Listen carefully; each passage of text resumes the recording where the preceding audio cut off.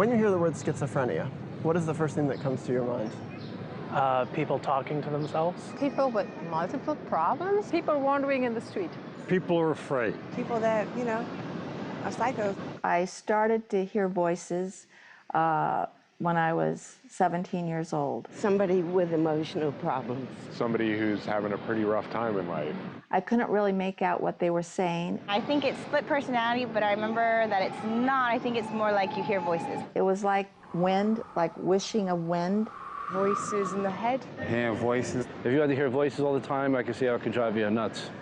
I used to think I had tuberculosis of the brain. Problem in brain. It's something bad. I knew that. A mental disease.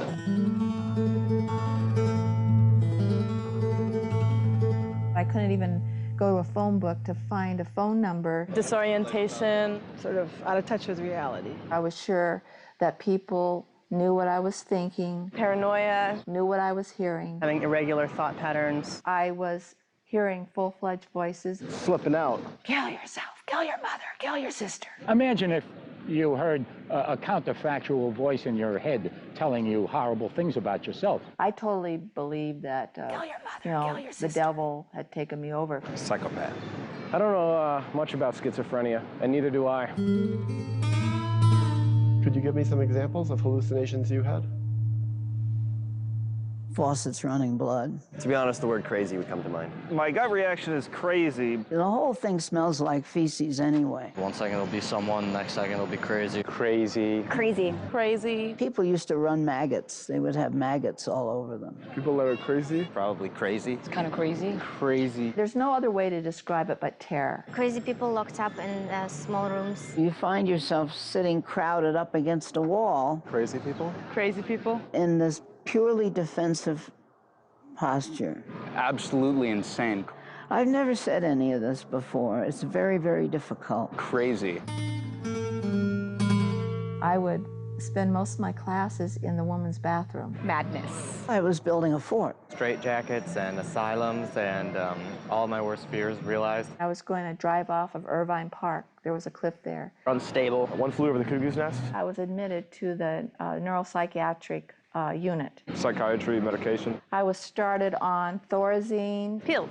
Stelazine, Drugs. and Cogentin. Scary. It made me so extremely sedated. A life of confusion. I could barely walk. Makes it hard to have a life. Dystonic reactions. Uncontrolled behavior.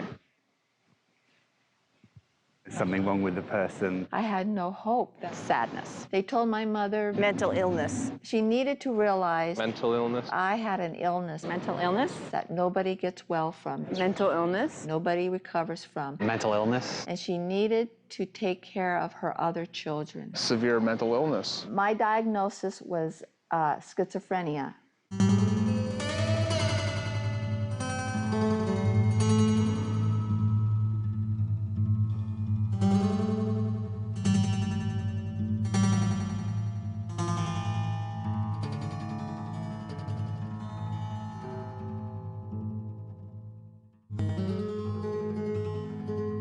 I have never met a schizophrenic whose life wouldn't have driven me crazy if I had lived it.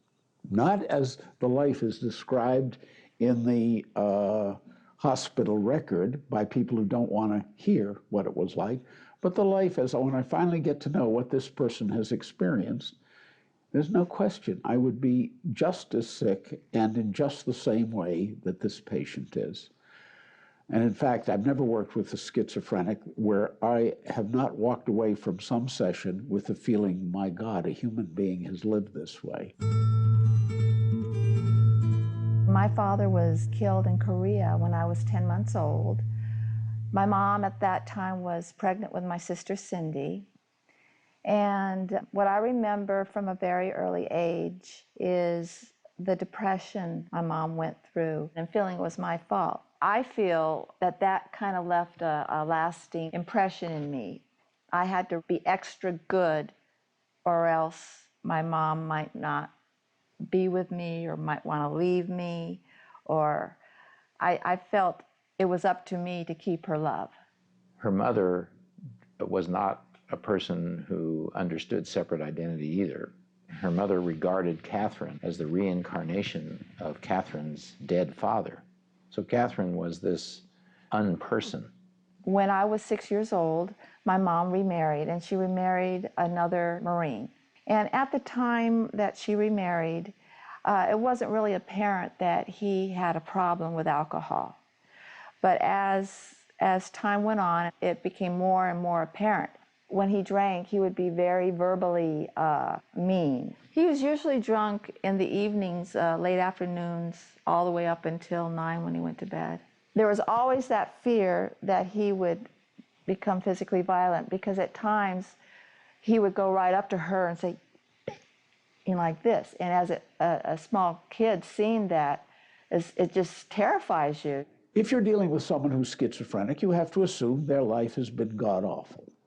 You also have to assume they're terrified. And of course, if you are terrified and have a life that has terrified you, then why should you trust someone? What do you have to transfer that would make you trust somebody who says, I'm here to help you? Well, lots of people have said that who aren't the least bit helpful. And of course, starting with their parents and going on to other people who have been authority figures who aren't helpful, including mental health professionals who said, I'm here to help you, and have done things that have been very hurtful. The start that I remember was when I was 6. And I was coming home from the hospital from having had all that surgery. What surgery did you have? I had 4 kidneys and 4 ureters. So I was wetting myself all over the place and getting hit for it and getting stuff for it. And there was no way I could have controlled any of it. Well, they finally found out what that was, and they did the surgery on it. But the thing was that they said things like, we're going to operate on your doll. And they did all kinds of cystoscopy, which is excruciatingly painful, or was in those days. They've done all kinds of better stuff now.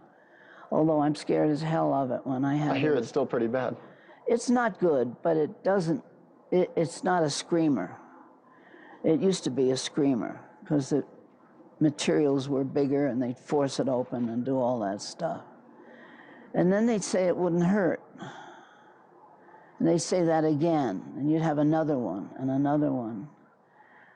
And you don't know the difference between urethra and vagina anyway when you're, before all that fun stuff happens.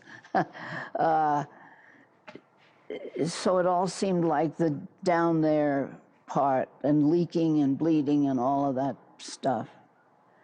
When I was coming home from the hospital, it was raining,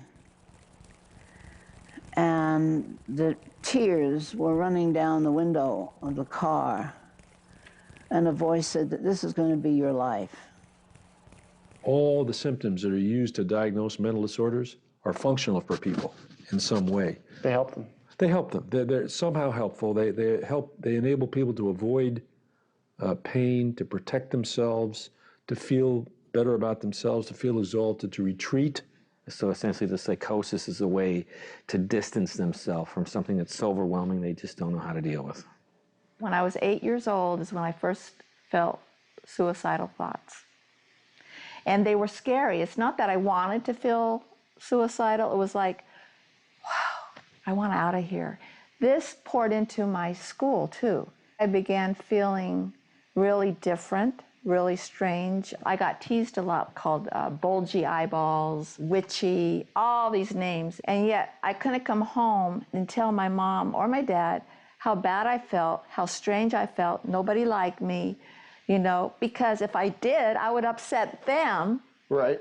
So at an early age, I started developing an alternate way to deal with all the pain, because it was extremely painful.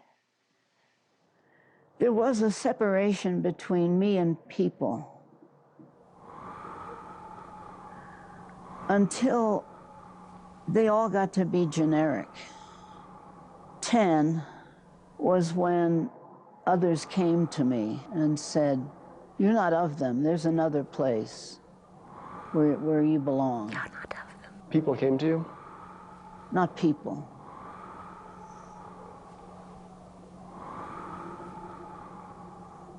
Some things.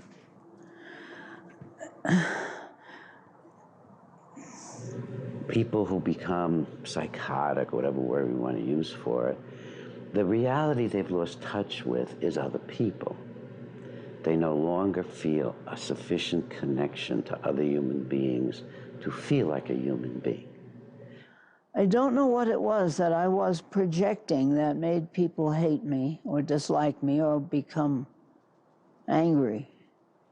I know it must have been something because it was almost universal. When my father was drinking, he would call me Fatty Kathy. Did you take an ugly pill today?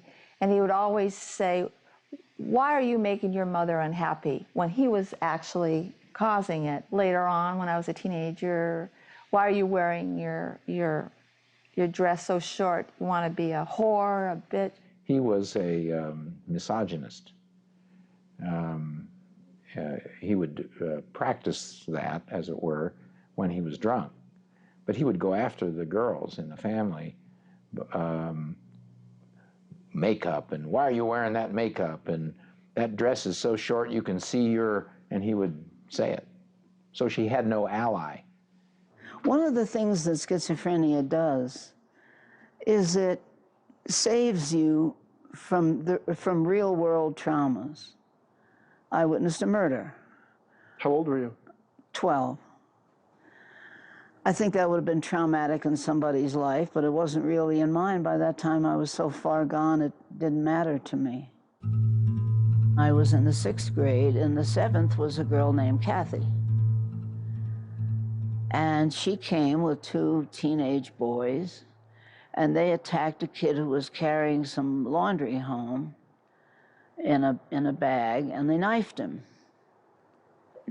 I mean, they were playing around with him first. They would have hit him, they would have, I don't know, cut open his laundry or something.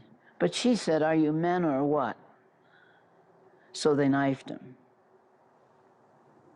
And he was lying there, bleeding, and there was blood pouring out. There was a lot of it. Did you talk about it with your parents back then? Never. With anybody? No. So you witnessed a murder and you just sat with it all alone? Yeah. What would have happened had you told your parents? I don't know. I was in an anti-Semitic camp for 3 years and I didn't tell them. I really started becoming very religious. I would say my rosary on stone. On stone, what does that mean? Well, you know, there's stones in gardens. There's these stones. Oh, so you like sit on a stone? I wouldn't, no, I'd kneel. Oh, that must have hurt. It did. I had, my knees were pretty scraped because I had read stories of the saints where they would make themselves pleasing to God by inflicting self-harm, because that way God would know that they really loved him and wanted to live for him and all this stuff. So I felt if no one else wanted me, God would want me. You try desperately. You try so hard. And you look at other people, you try to act like them. It doesn't work, so you try something else, and that doesn't work. Nothing helps. Human beings get to feel helpless. And that's the fundamental problem that human beings have. You know, we are born very helpless. And when life gets overwhelming, we fall back into the helplessness. Parents try to dress it up. People try to dress it up. Well, she's creative, she's sensitive, she's this and that. If only you would do something with your hair, dress a little better. Get out a little more. Out is not where I want to be. And dressing is putting a dress on a warthog. What do you think causes schizophrenia? Chemical imbalances. Some sort of neurological process that went haywire. Something is wrong in the brain. In my abnormal psychology textbook, there was something about it's like nature and nurture. Like there are certain things like having abusive parents or being sexually abused as a child like increases the chances that you'll be schizophrenic, but it's also a chemical imbalance in the brain. All right, let's go to the broken brain theory, okay? Because this is important, because this is sort of the crux of the fraud that has been told to people. Maybe a chemical imbalance, I think it could be. Something depleted in your brain, like some chemical, it's that there's too much of it or not enough of it. You go to Washington Square Park and ask people, what is schizophrenia? A chemical imbalance, I guess. I'm pretty sure it's a neurological disorder. Overload of brain activity. They have broken brains, the drugs help fix it. People with schizophrenia symptoms are often helped by medications that act on the brain, so that makes me think that it's a brain disorder. When I was a newspaper reporter, I used to write that stuff. Alterations in the chemicals of the brain. Biological factor, chemical imbalance.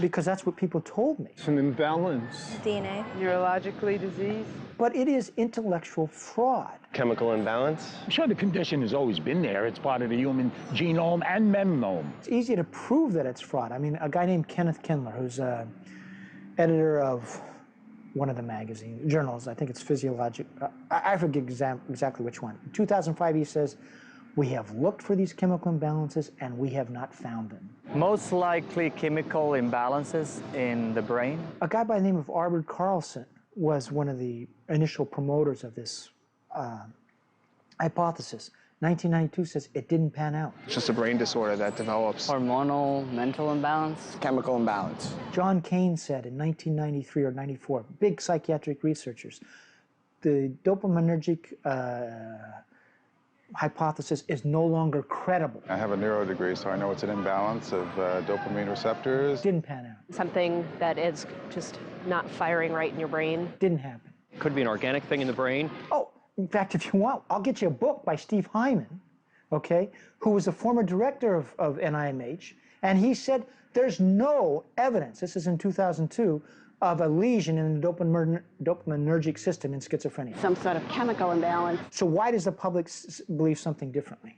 I would assume a chemical imbalance. Because they lie to us. Chemical imbalance in the brain? It's sort of a combination of drug companies, Chemical imbalances. groups that they fund, they provide money to, Some sort of chemical imbalance. like the National Alliance for Mentally Ill. Chemical imbalance in the brain. The psychiatric researchers, when they're talking to reporters, they'll say, I remember when I was first reporting on this, they would say, these drugs are like insulin for diabetes. Maybe it needs to be drugs in the same way that a diabetic. And I'd say, well, how so? And they'd say, oh, it's correcting this chemical problem. Chemical imbalance in the brain. Okay, I'd write that. Physiological or chemical. Then later, once I did my own research, I'd come back and say, and they'd say, oh, it's like insulin for diabetes. And I said, well, no, it's not. It's not what you found. And they'd say, oh, you're right. Every time, oh, you're right. And I said, well, why do you tell people that then? Chemical imbalance in the brain.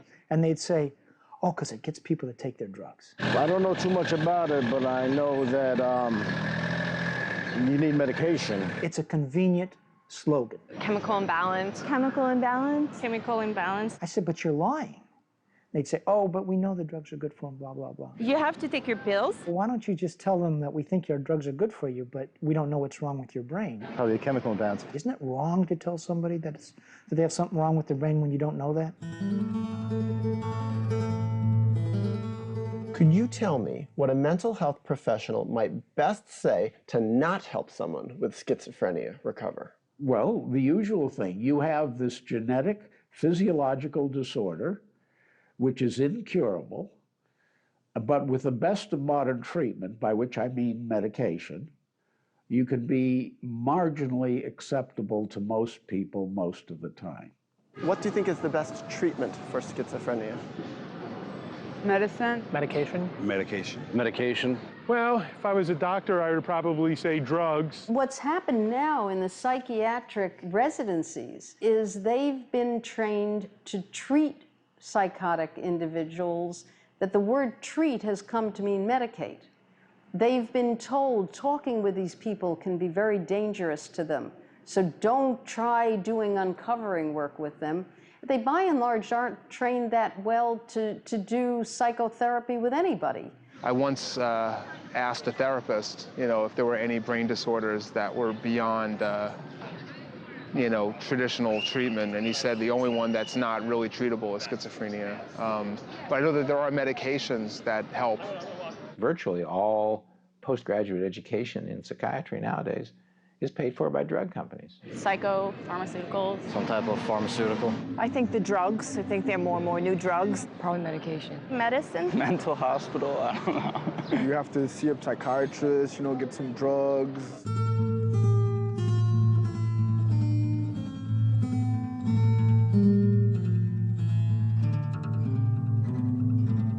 Key to helping people, the most fundamental thing is to help them get over feeling helpless.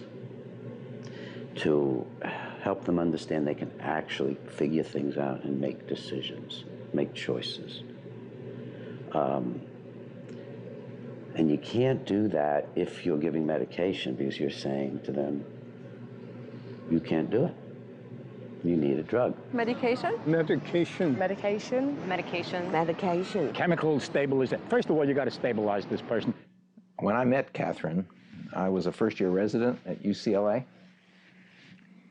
They sat down, she and her mother, in this little room where I interviewed her, and she sat with her head down, and her hair was all over the front of her face, so you couldn't see her face, just the top of her head. And the only word she said during the interview was, "I need to be in a hospital." So I admitted her up onto the ward at UCLA, and I intended to treat her with psychotherapy only. The evidence is that most people who get real therapy do get better. It may take a lot of work, or it may take a little work. Well, it usually takes a lot of work if they're schizophrenic, because people who are schizophrenic have very serious problems. The research that says it's not effective is oftentimes done with therapists that don't know how to do the therapy, maybe don't even want to do this kind of treatment. It's hard work. It's gut-wrenching, grueling work. Working with schizophrenics challenge our own sense of ourselves and our own beings in many, many ways. And so sometimes that can be exciting, and sometimes it can be pretty threatening. Sometimes you feel you're going out of your mind. Dr. Dorman saw me for 50 minutes, 5 to 6 days a week. The first three to 6 months even, I didn't speak. I rocked back and forth. She was right out of an old textbook, the old Krepline description of a catatonic schizophrenic. I was sitting like this in a fetal position on the chair, and I didn't look up, and he would sit there. And he would sit there the entire 50 minutes with me, not saying a word, rocking back and forth. Sometimes she would sit catatonically still with just a slight little rock, and she was so shut down, she didn't even swallow her own saliva. She left her mouth open a little bit, and her saliva drooled down all over the front of her dress and drip in a string off the hem into a puddle on the floor. And people would talk about how I looked. Right in front of you? Right in front of me. What kind of things would they say? Well, there were these two volunteers there, and they were older ladies, and one lady said, "Look at her, poor dear. Some of them just never make it. Isn't it a shame?" Presuming you couldn't understand. Well, they thought I couldn't hear it, and I could. I mean, yeah, I was psychotic. Yeah, I was hearing, but I could hear that too. Isn't it much easier to give somebody a pill and get rid of them? You know, when I worked in a hospital that gave shock, if the psychiatric resident was angry at a patient and had no insight into it, within 2 weeks the patient was being given electroshock treatment. If there's one fact that you can glean from the history of psychiatry, it's the power of psychiatrists to be deluded about the merits of their therapies. There's various reasons for that.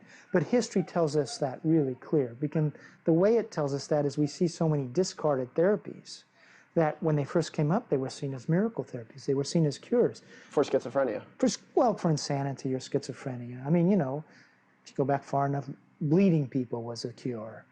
Spinning people around was a cure. You know, electroshock was a cure. Metrazole convulsive therapy was a cure.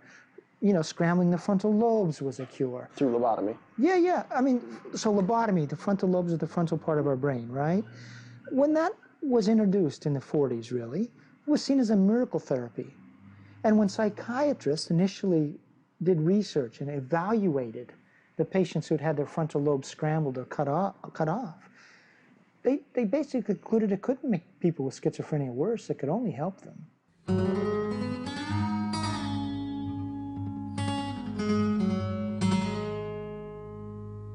These are things that, when you look back on them, you go, oh my God, how barbaric could we be? My sense is somewhere down the road, we're going to look at the current medications that we use now and go, how barbaric.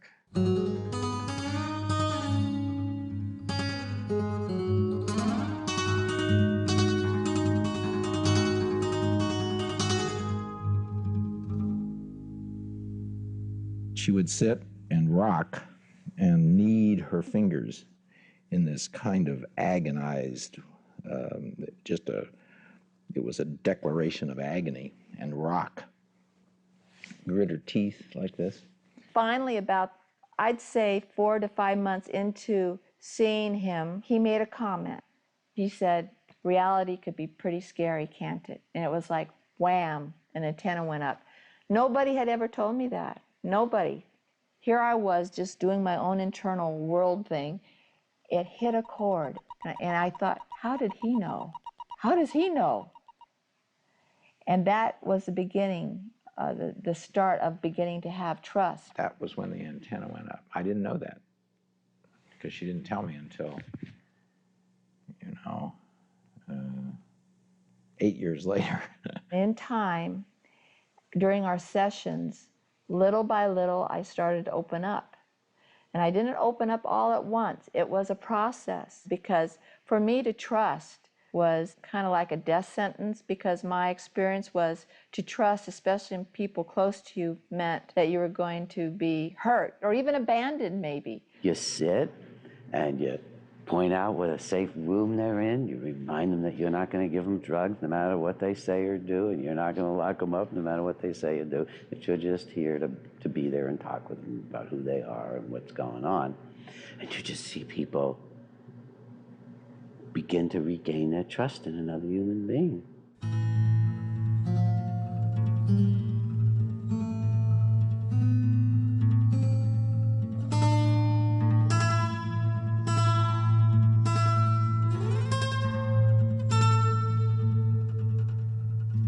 Could you describe the best qualities that your therapist had that helped you?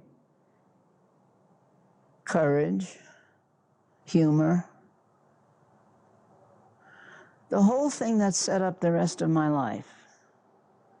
We were minors. I had the map, she had the light. Many times we as therapists have to carry that hope for our patients because they don't have it. And so we have to carry that light. And eventually they can take it. So we were minors together. She kept saying, take me along, take me along. She had a really strong teamwork with her doctor, with Frieda from Reichman. They both liked each other very much. They both had a family feeling towards each other. There was a kind of psychological adoption that happened. And she said more than once, I'm not mentally ill, I never have been. I don't know what it's like. That's your job to tell me that. The therapist can act as a reliable guide, a guide into the mind, into the horrors, and a guide with regard to the realities of the world. I see everybody as like a new world, a new culture, really. And each one has their language, and each one has their experience. And to me, it's very exciting to enter this new world and learn a new language with this person, rather than make them learn my language. You know, you go to most hospitals, and in the emergency room, they'll say, well, he's talking gibberish, and he doesn't make sense. And you created an alternate language? Oh, yeah. What did you call it? Irian. Irian. Mm-hmm. Could you still speak that? I know words of it. Did anyone there believe in you? Any of your coworkers? Or they all think you were crazy? Mostly thought I was crazy. No one believed in it. They thought it was just Dr. Dorman's experiment. Most mental health professionals have never seen a seriously disturbed person get better. the treatments they give are to make people less disturbing sick people. It wasn't following the rule book about it, so it clearly was an experiment. Everybody thought I was crazy. Even other residents said, well, he thinks he can talk to schizophrenics, so that makes him schizophrenic. You can learn and study about schizophrenia. There are theories and there are approaches, but when you're in a room with somebody, they never quite fit, you know, the formulas or the book, the textbook descriptions. And so you have to be willing to tolerate a certain ambiguity and also to rely on your own creativity, because everyone is different, and even one person might be different from day to day, from hour to hour. Why'd you stick by her? I mean, what gave you faith in her? You know, she never missed an appointment. And she had choice in coming or not coming? Sure. She didn't have to come. 6 days a week. I would get to the office, and she would be leaning up against the wall, eyes. After about a year of seeing her, she closed her eyes and would shuffle around the ward through little slits, you know, bumping into things, and bumping into tables. But sitting and quiet, she would have her eyes closed. There she was up against the wall in this peculiar tilt that she would kind of tilt up against the wall. I kept my eyes closed for 2 of those years. Wait. So you kept your eyes closed, literally? Literally, my eyes were closed, and I must really specify that to me it was not like, oh, I'm going to close my eyes. It had nothing. Literally, they closed, and to me, I couldn't open them. But the point is, she never missed an appointment, and she was always on time. Always on time. I made those sessions with Dr. Dorman because he had planted a seed. And as we progressed, that seed was watered. And he would always address what's underneath the delusion, underneath the appearance. He would always appeal to that part of me that was healthy. And you know what? There's always within a person a healthy part, no matter how small. And he told me that. He said, Kathy, I knew you had a well piece. Might not have been that big, but it was there. Do you feel your therapist loved you? She loved.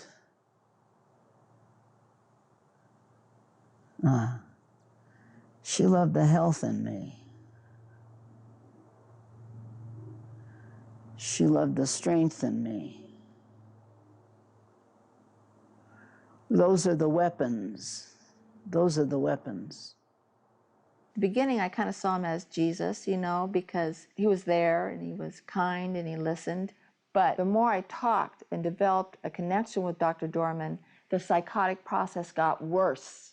I started hearing voices to kill Dr. Dorman. Schizophrenics take life to the edge in some way. They live on the edge in many ways. And many of us are frightened of that, but others of us get excited by that edge and being right there, and how can we, you know. And so there's something about that I think attracts a certain type of therapist to work with schizophrenics. How was it for you when she wanted to kill you? I remember when we first talked about it. I said, well, Catherine, maybe it's the same for me and why you hear voices against your mother. For you, closeness and tenderness can be a horror because it puts you in a terrible position of smallness and dependency.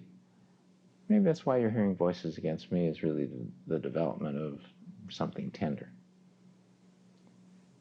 You know what happened? She never said a word, but afterwards the nurses heard her just crying deeply in her room after I said that. And I didn't say any more than that.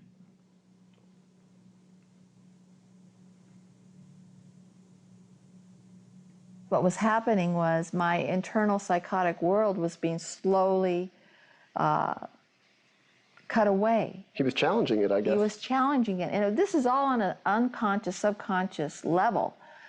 So I had suicide attempts. In the hospital? In the hospital. Of what variety of suicide attempts? Well, I tried hanging myself when Dr. Dorman was on vacation. I literally had the sash around and was on the suitcase. It was in my closet. And my roommate had just darted by the door, and she saw me, and she just shouted for a nurse. And I was already up there. I was already... So you were going to kick it out and just hang? Mm-hmm. And when he got back from his vacation, he came up on a weekend to have a therapy session with me on the suicide ward to process all these things. What if she had killed herself when you'd been away? Well, that would have been a horror. I assumed that she was making, among other things, a statement of both despair and that I was away. She must have felt rejected by you, too. Or abandoned? Probably both. But you know, that was part of her learning curve. Part of the learning curve is that I had to go away, that she had to exist separate from me. So she had to learn to live without you? That's correct. So it was actually good for her that you went away? That's right. See, there's the danger, though. When people feel despairing in the moment, you can find that there isn't a full commitment to kill oneself, but one can end up, she could have ended up killing herself by accident. And your suicide attempts? The usual, cutting your wrists with razor blades. Apparently it was not the usual one or two. Bang, I mean, little. It was deep, and I kept going at it, but I never did find anything that was good enough, and I just kind of get tired of doing it. I had to face these inner demons. I couldn't go around it. I couldn't go above it. I couldn't go under it. Trying to just alleviate symptoms was tried on me with the stelzine and the thorazine. That did not work. Did you ever take any psychiatric medication when you were hospitalized at Chestnut Lodge? Well, if chloral hydrate, Seconal, Nebutol, and the tall talls are psychiatric medication, yeah, bung full of it. Did they help you? Well, what you do is you get a night's sleep. Somebody comes along and clubs you.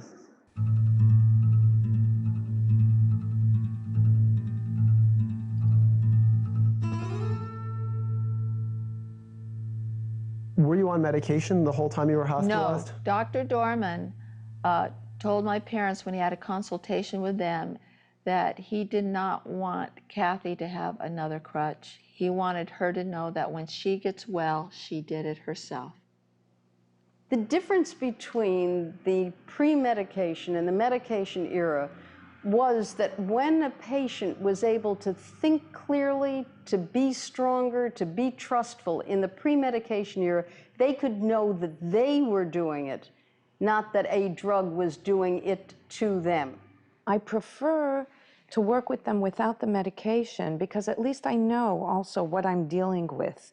Because the medication also blurs and covers up certain things. And then I don't know exactly what I'm dealing with, neither do they. He thought that I really hated my mother. And I told him, "You're wrong. I love my mother.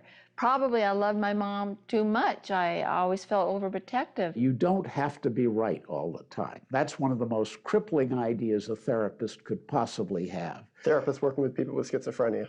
A therapist of any kind, actually. People don't need perfect therapists. If we have to be correct all the time, nobody could do therapy. But if we have to do our damnedest to try to understand, that we can do.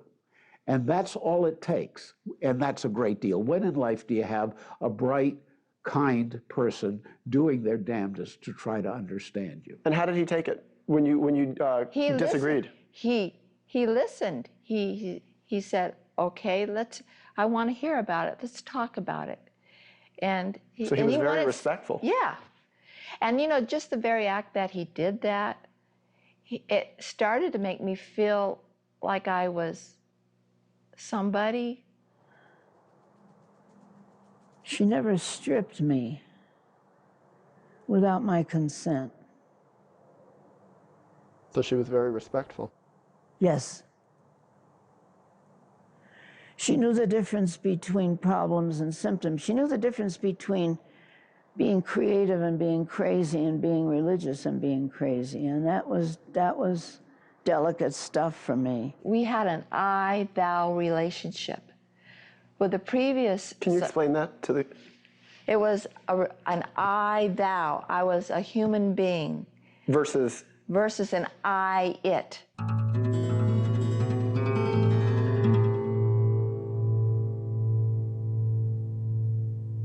Do you believe that someone could recover fully from schizophrenia and, let's say, live a life without medication? Without medication? No, I do not. I don't think so. Medication seems like it's pretty necessary. In the area of neuroleptics, we've had 2 good long-term outcome studies. The first was done by Courtney Harding, who's now at Boston University. Not without medication. I don't believe it's possible. She followed the long-term outcomes of people who, in the 1950s, diagnosed with schizophrenia, on the back wards of a Vermont State Hospital and given up for lost. I don't know if they could recover, but somehow adapt and be able to cope with it. Now, it so happened that in the 60s, Vermont had sort of a very sort of socially progressive model for rehabbing these people. So she followed them up in the 1980s.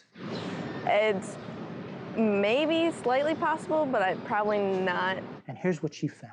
I don't think so. They could recover, but not fully. She found that 1/3 were completely recovered.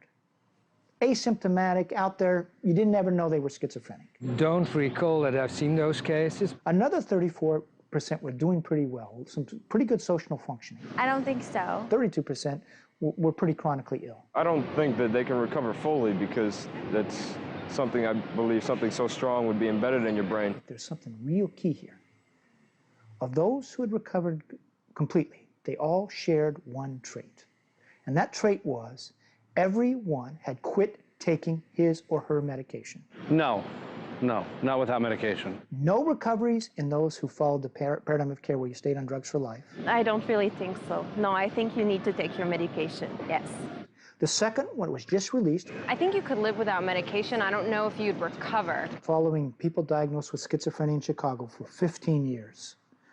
And they found, and this was just reported in 2007, May 2007, that 40% of all people diagnosed with schizophrenia who got off their medications eventually recovered. Asymptomatic, doing well. Not fully, but I think they could live a pretty normal life. Now, only 5% of those who stayed on their medications recovered. I don't think so. So that's the best long-term study we have in modern times, and it tells you quite clearly that if you want people to recover from schizophrenia, if you want to give them their best chance possible, you get them off the drugs. Fully, no. So that study's done. It's funded by you and me, the taxpayers. Now you go and find one newspaper that reported on that story. I wouldn't think so. I don't know why I wouldn't think so. Why not? Because the NIMH didn't promote it, psychiatry didn't promote it, and they didn't promote it because it didn't tell the story they wanted to. From what I've heard, no. If the reverse were true, 40% of those on drugs recovered versus 5% of those off drugs, that story would have been plastered all over the news. From what I have heard, I think it's fairly permanent unless there's medication involved. That's dishonest science. That's of a discipline that's dishonest because when they get results they don't want, they don't broadcast them to the public. I don't know. Doctors don't know. I don't know either.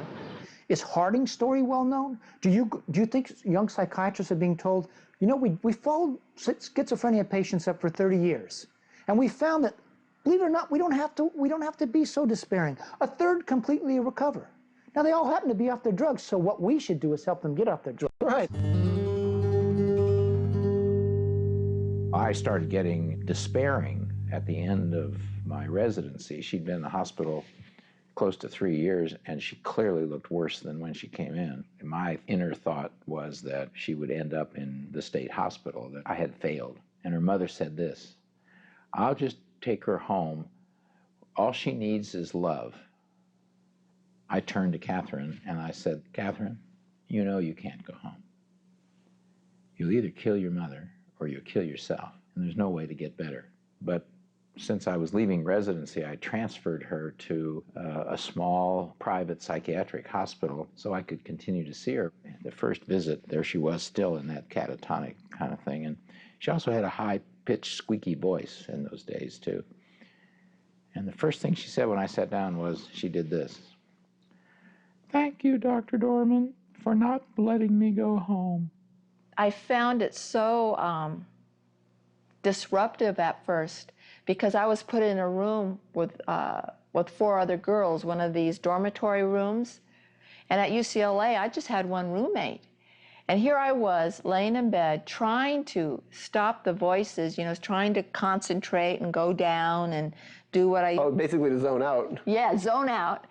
And here these girls were talking about what psych... Oh, did you see John? What a bod. And he would make a good lay. And it was driving me even more. It was like... So I had that going on, and I would meet with Dr. Dorman, and I would say, I need to be in my own private room. It's too painful in there. I can't concentrate. And he said, Kathy, you can handle it.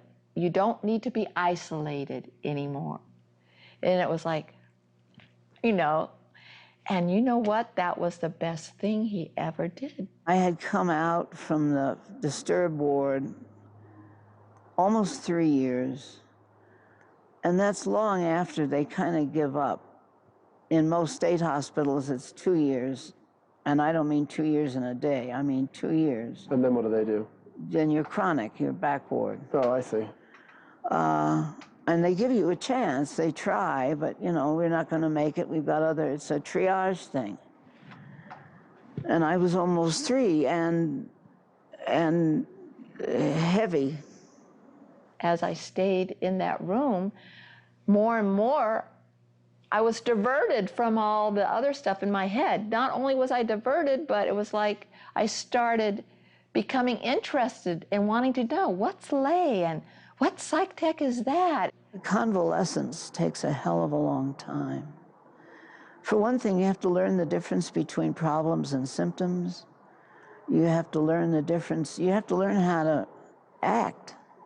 All of a sudden, I began feeling wonder. I began feeling curiosity, and we talked about it, and our sessions became more where I really did all the talking in the sessions. I would talk about wanting one day to really have a boyfriend and things like that, things I would never have spoken of before. And I had to really process the new feelings. I was developing feelings again. I had split off my feelings a long time ago. One day in OT, occupational therapy, I was able to open my eyes all the way, and everybody in OT, occupational therapy, came over and hugged me. I started drawing. I drew pictures of a mermaid, of a beautiful mermaid. I used colors. The day after that happened, I went for my session. She said, my eyes are fluttering. I can't stop them. I said, oh? Yes, she said. And then she did this. First time in 2 years. Big wide eyes, like this. She looks around. I was stunned. I didn't know what to say. But I saw everything upside down, like even the day before, like you would be upside down and you would be like in slow motion and I would see you through my mouth. In other words, my eyes would be where my mouth is, so I would be looking. And I remember telling Dr. Dorman this, and he said, Kathy, you've had sensory deprivation for quite a few years. This is normal. It will start coming back.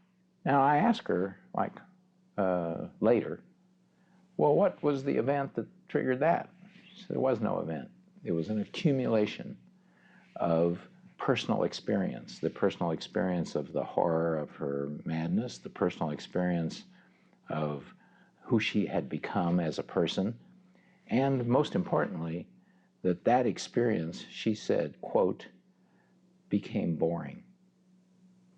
And then came the real work.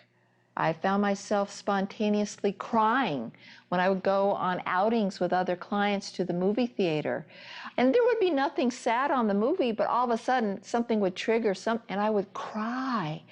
All these feelings that I held in and I repressed were coming out, just like a dam had been punctured.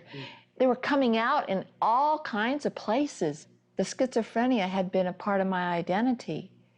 And it was like I had to, in a way, grieve for that. Catherine would sit out in the little patio and just stare at a green tree, and she would say, it's just so beautiful, that tree, to see again. And so I knew that she was re-entering the world. Everything looked new to me.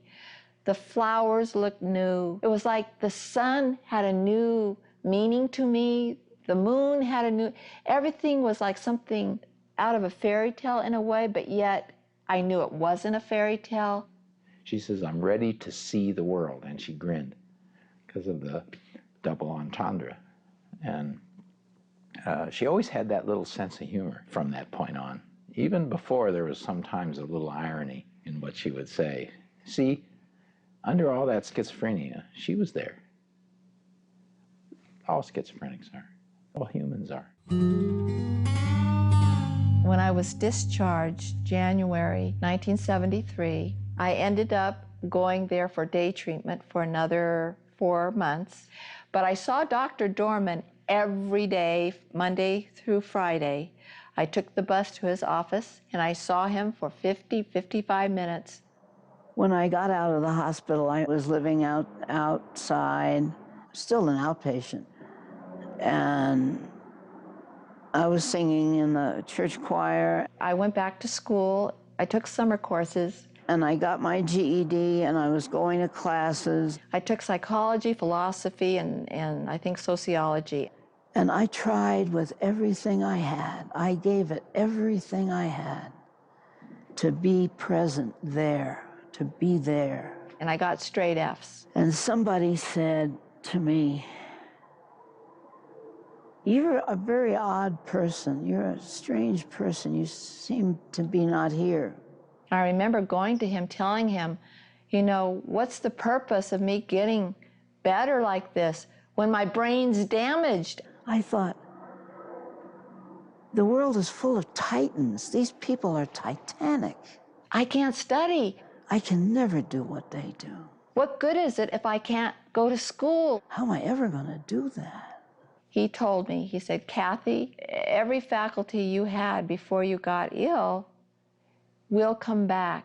Give yourself time.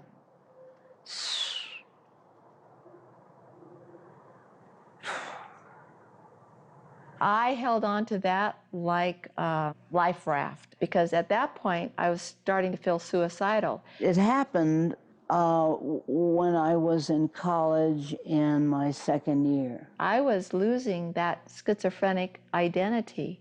I looked in the mirror and I didn't recognize anything I was seeing. It was awesome and wonderful and terrifying at the same time. And I didn't recognize the life I was living. I was starting to develop a new identity. And I went bonkers. If I didn't have Dr. Dorman to process all these new experiences and feelings, and I ended up back upstairs. It would have been so easy. Disturbed. Allow myself to slip back. I felt so desperate. That next semester I skipped. Some guy came in to do something in the cabinets, and I said, is this going to be my life? And then I took it the fall. Am I going to spend my time going out, getting socked in a kisser, and coming back here? And I got straight B's on all those classes. And he shrugged and said, it's worth a try, ain't it? And from then on, I was doing well with the school and the studying.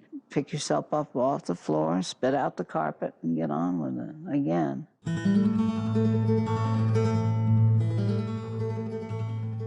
Do you believe that someone could recover fully from schizophrenia, let's say, and live without any medication? Probably not. You know the data from cross-cultural studies that in countries where they can't afford to medicate, the long-term recovery rate is twice as good as it is in countries where nearly everybody's medicated. My instinct is probably no. And the chronic disability rate is twice as high in the United States and other countries where almost everybody's medicated as it is in countries where they can't medicate. These are the World Health Organization studies. I think it'd be really difficult. So it was US and 6 other sort of European countries, rich countries. And then the poor countries were initially India, Colombia, and Nigeria. I don't know. I don't know. I really... You know where the best outcomes were? In rural India. And there, only 2% of patients, or 4% of patients were kept on antipsychotic medications. If there was an absolute recovery, that'd be great, but it might also just be sort of learning to live with it. Now, if I'm a doctor, and I look at those outcomes, and I hypothesize that medication use is a variable that changes long-term outcomes, and I find that outcomes are better in countries where they don't maintain patients on the drugs like long-term, what am I going to decide? As I understand it, most psychological disorders are lifelong diseases. And I think you can recover in the sense that you can have a happy, balanced life if you're on your medication. I don't know that it can be cured at the moment. I mean, if there is a psychological imbalance and there were some way that they could go in your brain and change your brain chemistry permanently, then sure, but I don't think that's available at the moment. I'm going to go, oh, Christ, we should be doing something different. We should not be keeping people on their meds all their lives. We should be trying to minimize use. Without medicine, I think that it's impossible. Well, was there any discussion of that? No. The way things work now, no, I don't think that it's possible. Was there any acknowledgement of that by Western doctors? No. I sincerely doubt it. They seem to get worse. Most mental health professionals never even heard of those studies, even though they're done by one of the most reputable research groups in the world. I think that you cannot recover from schizophrenia, but you can keep it under control. Reputable and non-radical, too. That's right. They're not the least bit radical. In fact, they did the studies to show how good the new medications were. No, probably not. But they were honest. When they found the opposite, they didn't believe it at first, thought it must be that in countries where they don't medicate, they're using different diagnostic criteria. But they published their findings saying, we don't believe it. No, I don't think so. Then, because they're good researchers, they repeated it very carefully using the same diagnostic criteria in all 6 countries and found exactly the same thing. Probably not. You see, if they worked for a drug company, they'd have said this explains it, but they would do no research to show it. The important thing was to make sure that drugs kept selling. No, I would say you would need medication. And in fact, they concluded, the World Health Organization investigators concluded, that living in a developed country is, quote, a strong predictor that you'll never fully recover. I think we would be hard-pressed to find someone who wouldn't continue their hallucinations or delusions just through counseling. So I'm not so sure that something other than medication would be able to fully alleviate all symptoms. I was in New York, sitting on a bus, and there it was again, the whole business, right down. I was schizophrenic. And I said to myself, wait a minute. Shh. And by this time, your therapist had already died, right? Oh, yeah. Hey, shh, what's this all about? Well, schizophrenics don't do that. Meaning don't take a look at themselves from the outside and say, hey, what's going on here? Have a very sane and rational conversation with yourself. And I said to myself, oh, mother's little sweetheart, let's figure this out. Aha, you forgot what it was like. You had the desire to escape somewhere, have you? Is mother's little sweetheart wanting to go someplace else? Would Frida talk that way to you? No, she was much gentler. Suffer a little smarter, will you? So we suffered a little smarter. Me and my brains. And you didn't end up back in the hospital? No.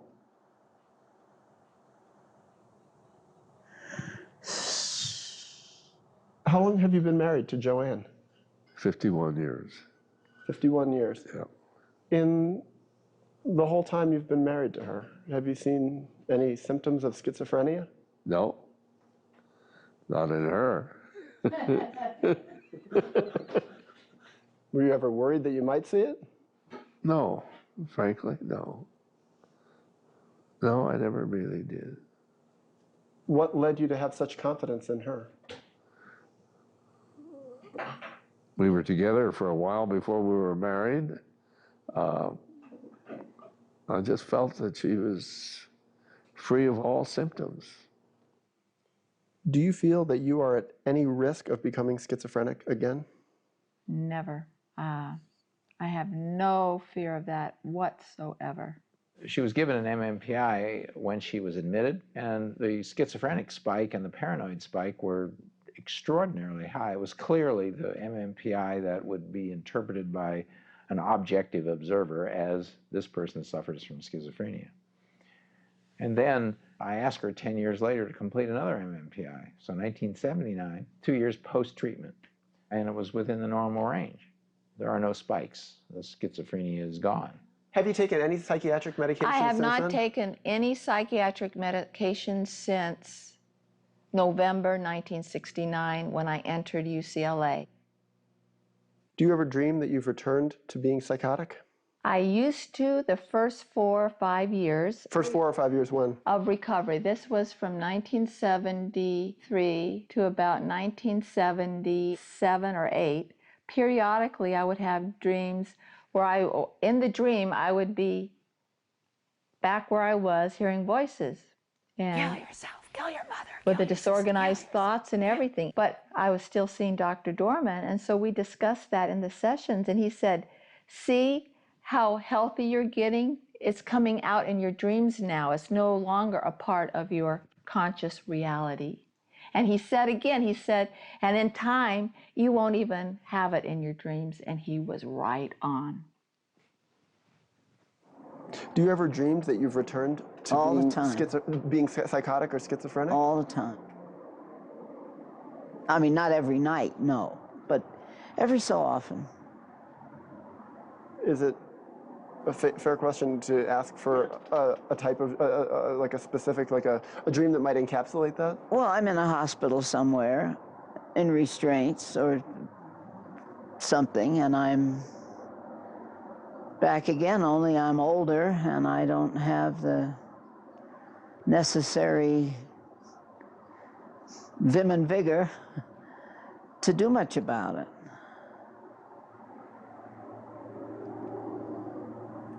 Must be a relief to wake up. Yeah. Quickest recovery ever. Yeah, quickest recovery ever, yeah. Do you feel you're all well?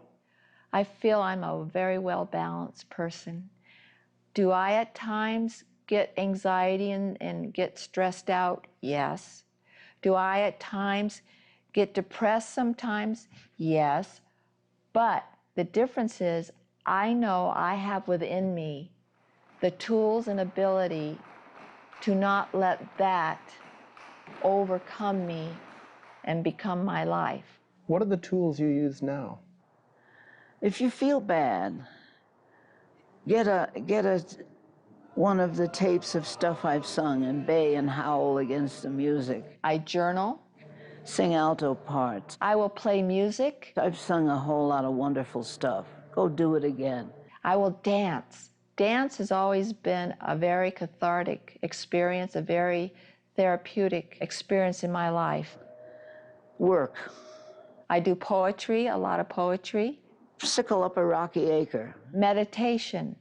Flick the sickle. Making sure I spend time in quiet time, staying in the present moment, appreciating the present moment. Call somebody up. It's such a gift because there was a part of my life, almost 7 years, where I had no quiet in my mind. Oh, all the noise. I had only chatter, chatter, chatter. Have a chat. The greatest gift is wanting to be with people. Go skiing with friends. Doing the opposite of isolating, but really loving the contact with people and seeing that humanness in people, the sacred in each one of us. Do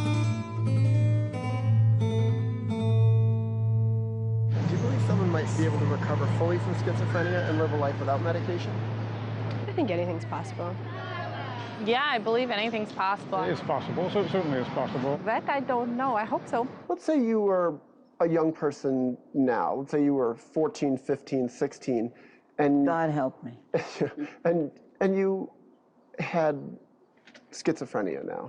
I think so. I mean, I think, you know what, depends on the degree and the level of schizophrenia. I think it's possible. It must be possible. I think it could be possible. What would happen to me today would be so much less good. I'd be put on an adolescent unit somewhere, and then I'd die.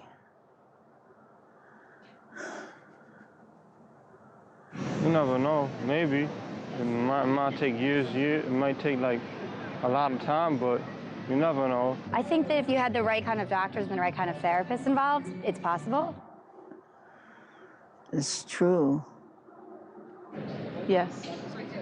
I would like to think so. I think there's always hope, you know. I don't see why not. It's a psychological condition, and everybody's walking around crazy. Some people just can hide it better than others. Yeah, you wonder, just a slightly different, your parents had taken a left turn instead of a right turn, dropped you off at one place instead of another. Well, I would not be alive because for me, I had suicide was my ticket out. So you think you would have killed yourself? Most probably.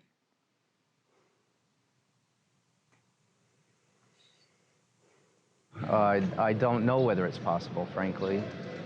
The schizophrenics I've known haven't done well. One jumped off a building. There are people who wake up from coma after being there for 18 years, so yeah, I do believe it. Before you met Kathy and heard her story, did you know that people could recover from schizophrenia and live lives without medication?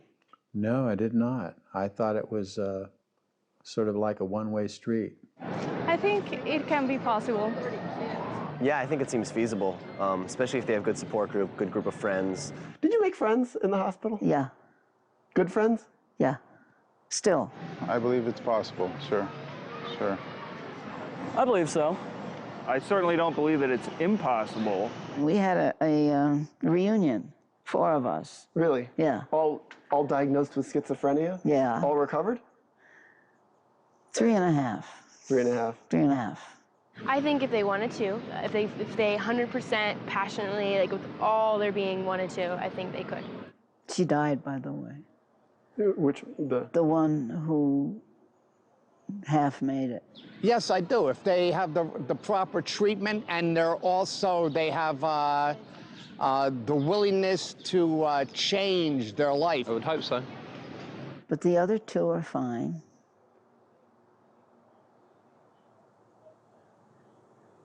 Hard lives, hard work. Taking psychiatric medications? Certainly not. Well, since I don't believe medication is necessarily necessary, sure.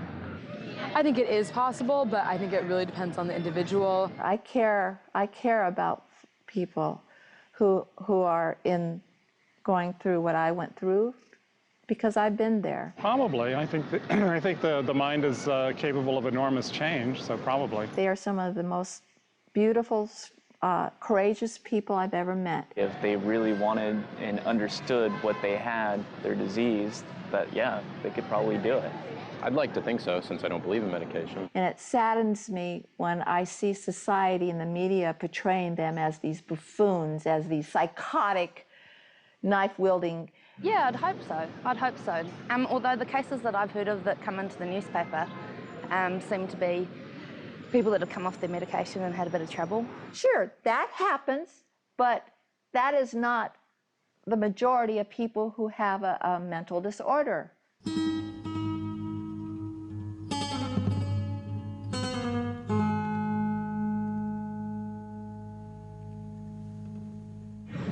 Yeah, and sometimes I think medication is, can be adverse. One of the things that I really hope for in this work that I do is that someday everybody that struggles with psychosis have the option of having meaningful therapy if they choose to. I'd like to think they could. I would hope that would be the goal. I hope so. I hope that somebody cares enough to try to help. To have somebody come to you and be more open with you than your best friend is ever going to be. And to talk to you about their lives and what they're going through and their hopes and desires and fears is such a privilege to be allowed to get to know people like that. I mean, there's no other way to do it. other than being a therapist. You keep learning how to do therapy as long as you're alive and doing therapy. That's what makes it absolutely fascinating to be a therapist. Possibly. Possibly. I would hope so. I would hope so. Definitely, definitely. Every day I wake up and I go to work and I don't know what that day is going to be like, and I love that. Some people would hate that because it would make them anxious. I love that. I love that I can't predict, that I'm going to be surprised, and I always retain, this sense of wonder and surprise at what a person will bring to me. I do believe there's a possibility for that. I think that could. Yeah, why not? I mean, anything's possible, right? Telling that story was the best thing I ever did, the most rewarding thing I ever did. And the reason it was the most rewarding thing was because I had so many patients, so many people who had been there, including many recovered patients who had experienced neuroleptics, found them horrible, who said, "Thank you for telling our story." I believe they could. Yes, I do. I think anything's possible. It comes back to what Harry Stack Sullivan said, and that was based on the teachings of his teachers, that we're all more simply human than otherwise. That every one of us has that potential for breakdown, and everyone that's had a breakdown has the potential for recovery. Yeah, I believe in everybody's possibility for change at any given moment. Absolutely. I think people can recover from anything.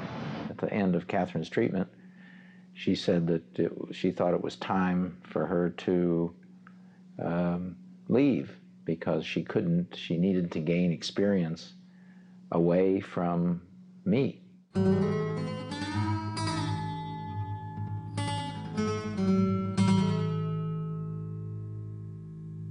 And I agreed. And she said that she would miss me. And at that moment, I thought, my God, I'm going to miss her too.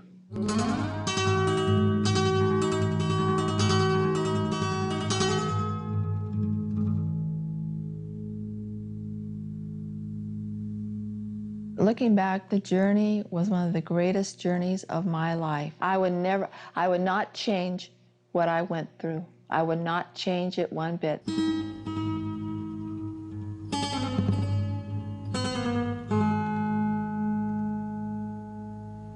Are you ever surprised your life turned out the way it's turned out?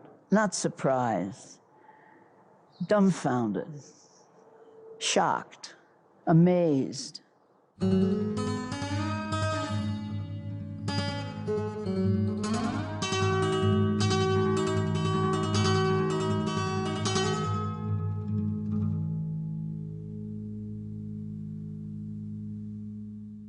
I got to use my having been sick in a lot of positive ways.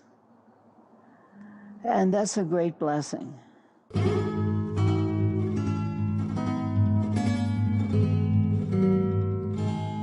I can talk to you for a purpose.